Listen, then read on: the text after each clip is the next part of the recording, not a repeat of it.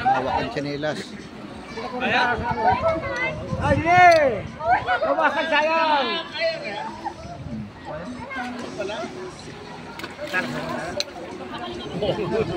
Parang movie niya rin. Sayang! Sige, lagi masok. Ba't nagtanggal ka tsinelas? Palabas? Palabas? Outlaw.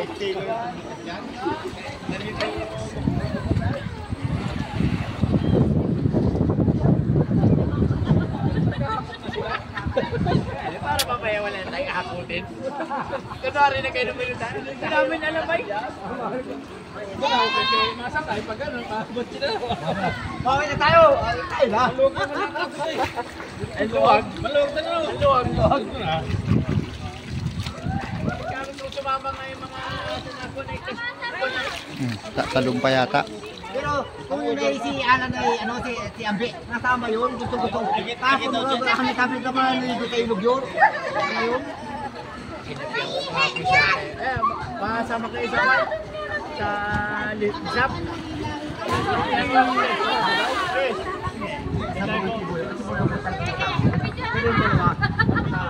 Si Abid na gusto ko pa rin si Abid at si Kwane. Biglaan lang aming punta dito. Ang baon namin ay puro tinapay. Bumili lang kami ng mani. Daan ba? Hindi naman konting tatagayin.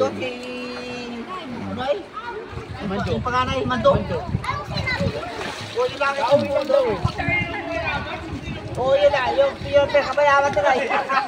Sarap, ang linaw ng tubig. Super linaw. Hindi mo mayaman ko sana may pera-pera tinakaw tira eh.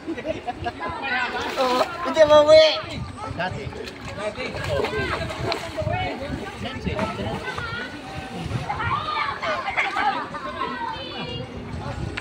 Nasabi natin eh,